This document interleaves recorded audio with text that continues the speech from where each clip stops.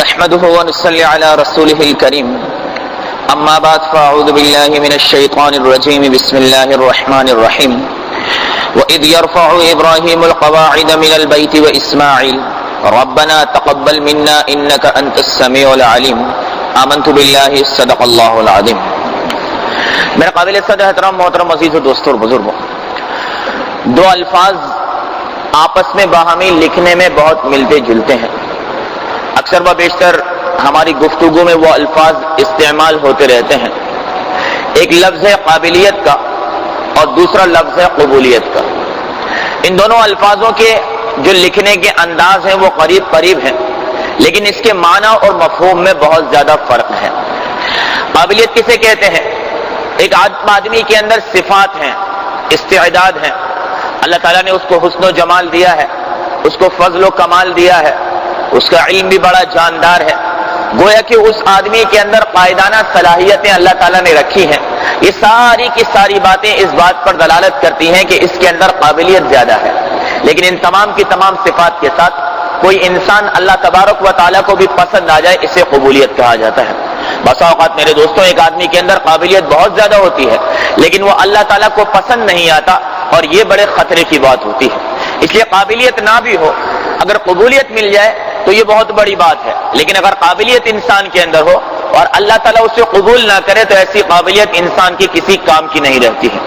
مثال کے طور پہ حضرت مولانا اشرف علی تھانوی صاحب رحمۃ اللہ علیہ فرماتے ہیں کہ جو شیطان جو تھا اس کا نام تھا طاؤس الملائکہ، ملائکہ کا سردار تھا.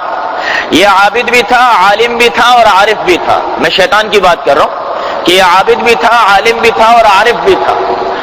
عابد ایسا تھا کہ آسمان کا کوئی چپا ایسا نہیں تھا جہاں اس نے خدا کو سجدہ نہ کیا ہو. عالم اس لیے تھا کہ جب اللہ تبارک و تعالیٰ نے سجدے کا حکم دیا تو بجائے اللہ تعالیٰ کی بات ماننے کے اللہ تعالیٰ سے بحث مباحثہ کرنے لگا. اللہ تعالیٰ نے پوچھا ما منعک الا تسجد اذ امرتک، کہ جب میں نے حکم دیا اب سجدے سے کس چیز نے منع کر دیا؟ تو اب یہ بدبخت اللہ تعالیٰ کو دلیل دیتا ہے کہ انا خیر منہ خلقتنی من نار وخلقتہ من طین، میں آدم کو سجدہ کروں، میں آدم سے بہتر ہوں، تو نے مجھے آگ سے بنایا، اس کو مٹی سے بنایا، آگ مٹی کو کیسے سجدہ کرے گی؟ تو یہ عالم بھی تھا اور عارف بھی بہت بڑا تھا. اللہ تبارک و تعالیٰ کو غصہ آیا. اللہ تعالیٰ نے فرمایا فخرج منہا فإنک رجیم، اب تو دفع ہو جا، تو مردود ہو چکا ہے. میرے دوستوں حدیث میں آتا ہے کہ جب اللہ تعالیٰ کو غصہ آتا ہے تو جبرائیل علیہ السلام کا جو قد ہے اس کا سر 7ویں آسمان پر، پیر 7ویں زمین پہ لگتے ہیں. اللہ تعالیٰ نے 70 یا 72 پر دیے ہیں. 2 پر جبرائیل امین کھولیں تو مشرق اور مغرب کو چھپا دے، لیکن جب اللہ کو غصہ آتا ہے تو وہ سکر کے بالکل ایک چھوٹی سے فرمایا کہ کیڑے کی طرح ہو جاتے ہیں. اللہ تبارک و تعالیٰ کو غصہ ہے. یہاں شیطان بدبخت جانتا ہے اس بات کو کہ اللہ کو جتنا بھی غصہ آ جائے اللہ تعالیٰ کی محبت اللہ سے جدا نہیں ہوتی.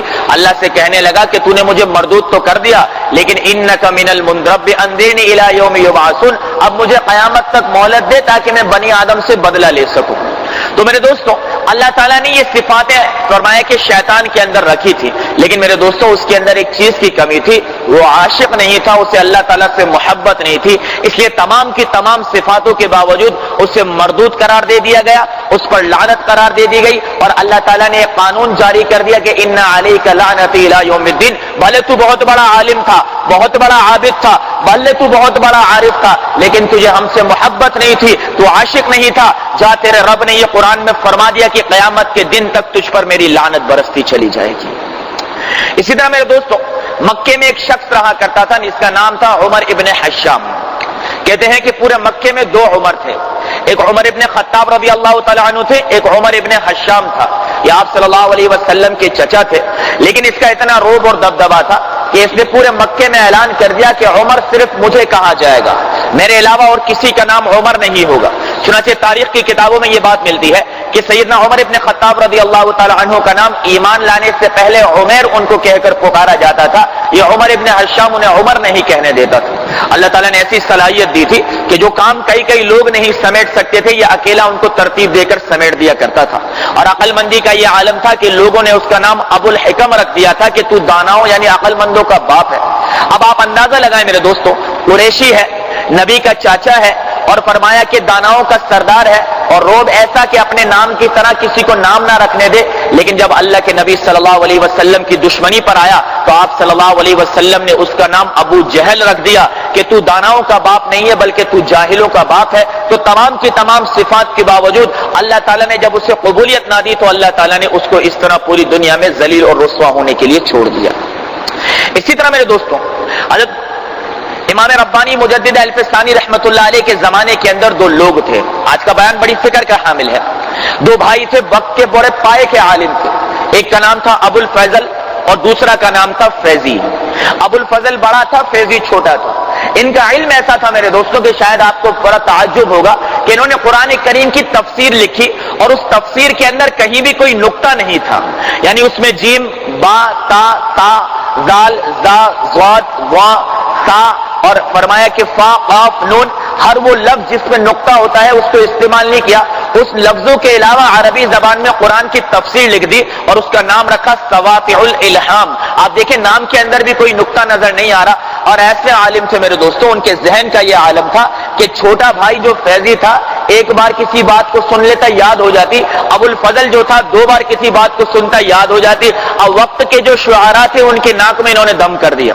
اب کوئی بھی شاعر آتا بادشاہ کے لیے اپنا کلام بنا کر لاتا. یہ دونوں بادشاہ کے خواص تھے. چنانچہ وہ شاعر اپنا کلام سناتا، فیضی کھڑا ہوتا کہتا بادشاہ سلامت، یہ تو میرا کلام ہے، فوراً سنا دیتا.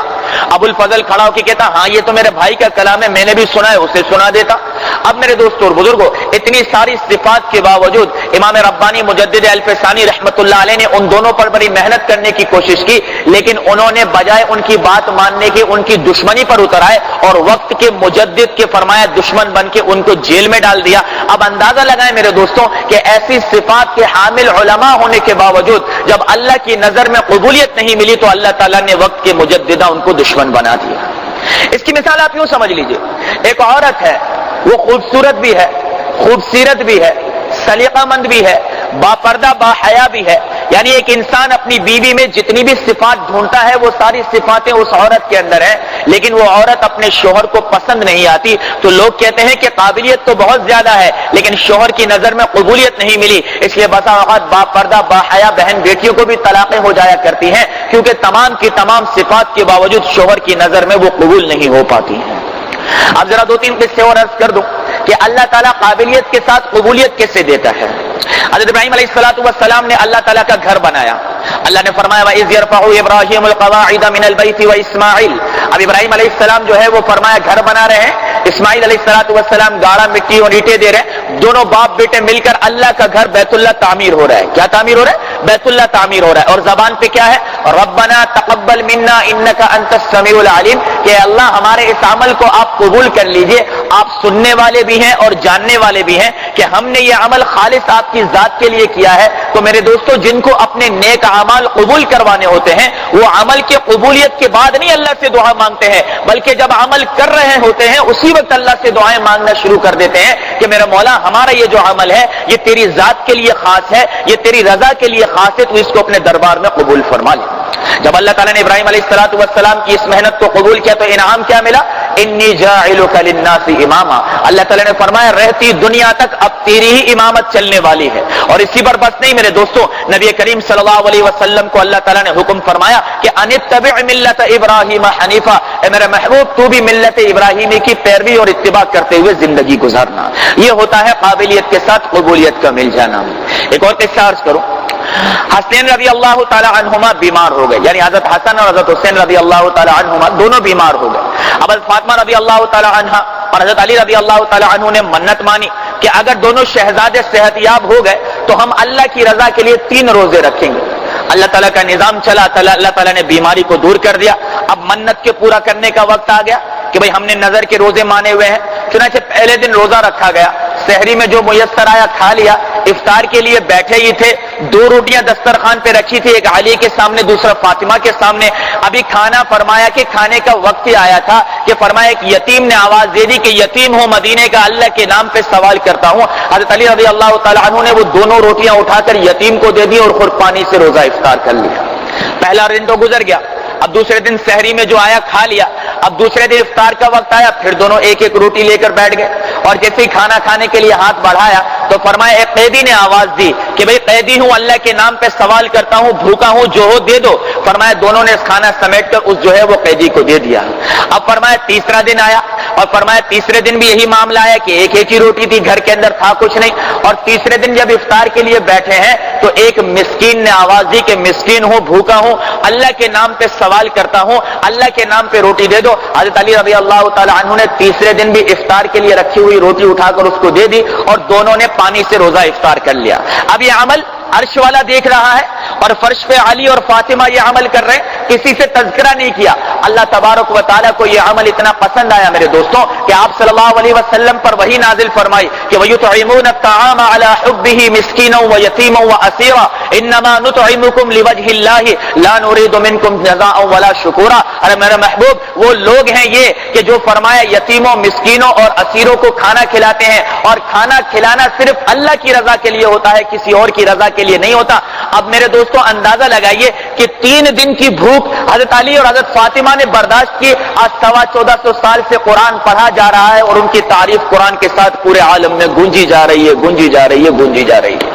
یہ ہوتا ہے قابلیت کے ساتھ اللہ کے دربار میں قبولیت مل جانا۔ میرے محترم عزیز و بسا اوقات میں اور آپ کوئی پھل خریدنے کے لیے جاتے ہیں، اب ہمیں سیب چاہیے، ہم ایک دکاندار کے پاس گئے، پھل والے کے پاس، ہم نے سیب خرید لیا۔ اب سیب میں ساری صفاتیں میں نے اور آپ نے ڈھونڈ لی، اب ہم جانے لگے تو دکاندار نے کہا کہ یہ ذرا کیلے بھی دیکھ لیں، ماشاءاللہ بھی آئے ہیں، آپ کو پسند آئے گے۔ اب ہم نے ایک نظر کیلوں پر ڈالی تو خوبصورت بھی تھے، بڑے بھی تھے، خوشبودار بھی تھے۔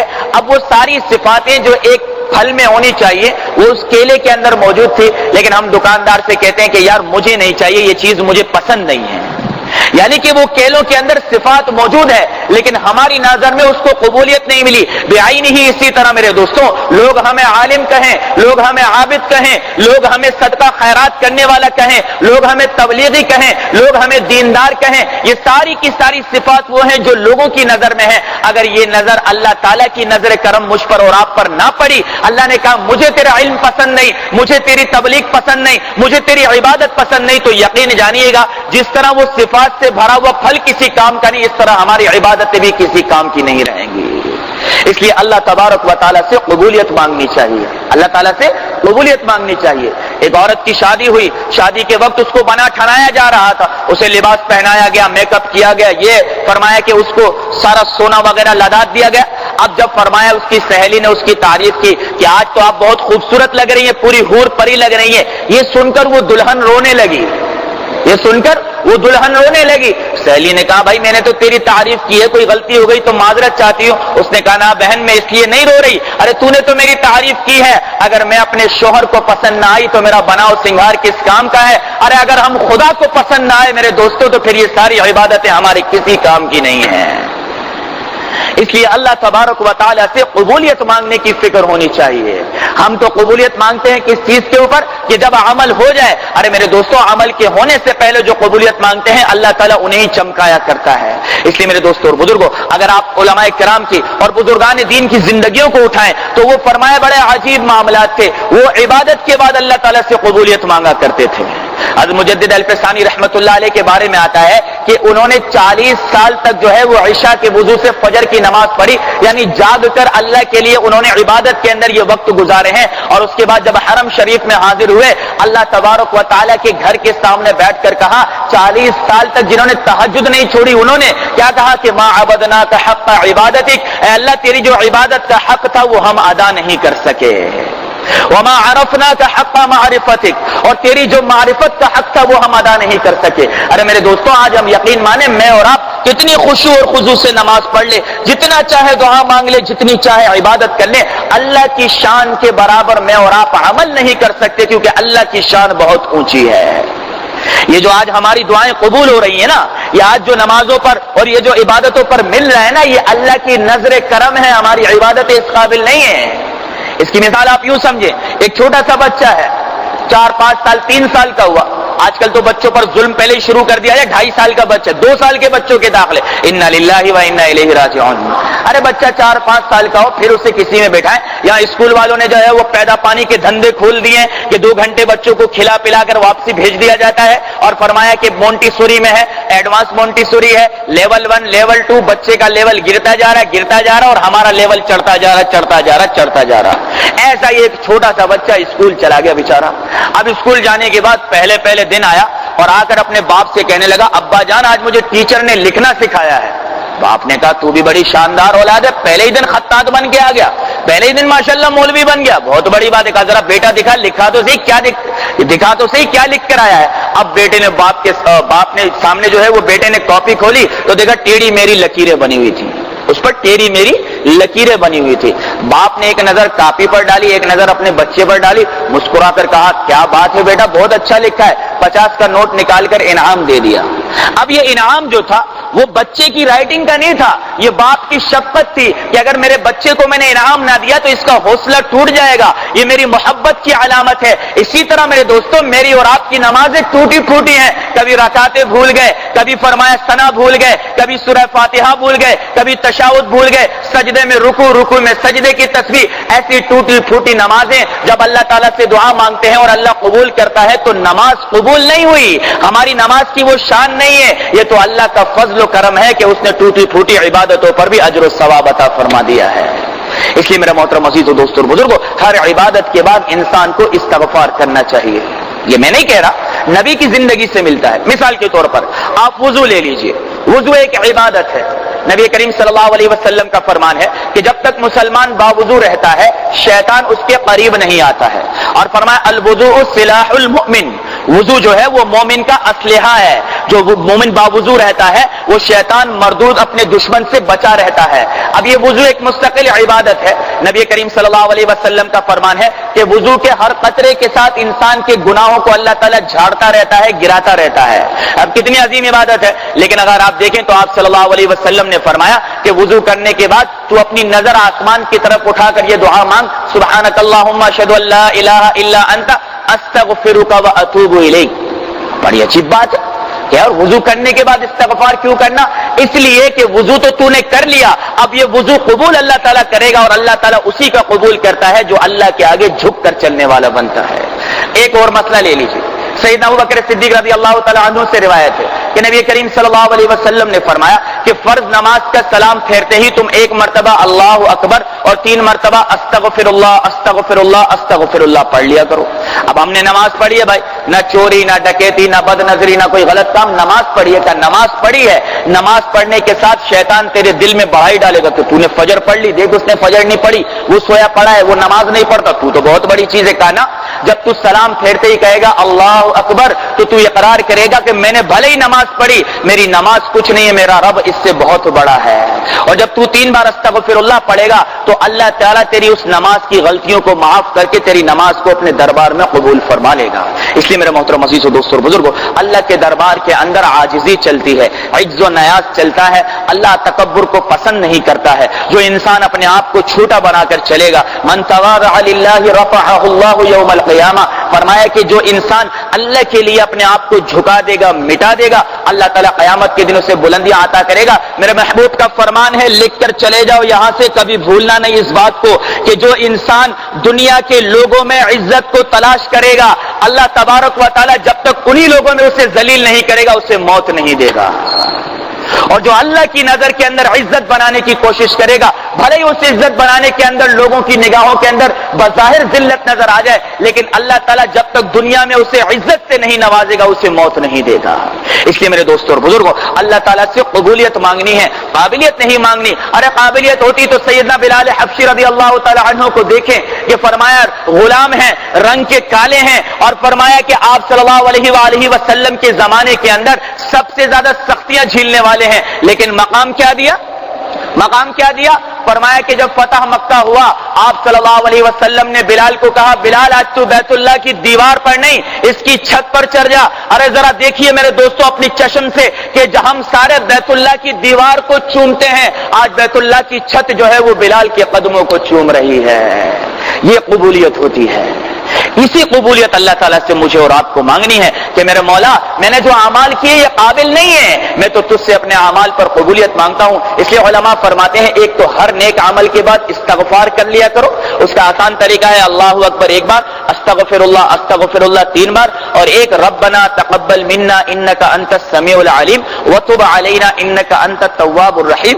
اس دعا کو یاد کر کے ہر نیک عمل کے بعد مانگ لیا کرو، اللہ تبارک و تعالیٰ اس عمل کو قبول فرما لے گا۔ میرے محترم عزیزو، اللہ تعالیٰ ہم تمام کے تمام مسلمانوں کو قبولیت والی زندگی عطا فرمائے۔ قبولیت والی زندگی جو ہے میرے دوستوں وہ مانگنی پڑتی ہے، بن مانگے اللہ تعالیٰ کسی کو نہیں عطا کرتا ہے۔ اس لیے جو انسان اللہ سے قبولیت مانگے گا اللہ تبارک و تعالیٰ اسے کبھی بھی فرمایا خالی ہاتھ نہیں لوٹائے گا۔ تو آج سے ہم انشاءاللہ اپنے ہر عمل کے بعد اللہ سے اس عمل کی قبولیت کی دعا بھی مانگیں گے۔ جب عمل قبول ہو جائے گا تو اس پر اللہ کے جو وعدے ہیں وہ خود بخود اللہ تعالیٰ دینے والا بن جائے گا۔ اللہ تعالیٰ ہم سب کو قبولیت والی عبادت اور قبولیت والی زندگی نصیب فرمائے، اور اللہ تعالیٰ ہم سب کو قبولیت والی ہی موت عطا فرمائے۔ وآخر دعوانا ان الحمدللہ رب العالمین۔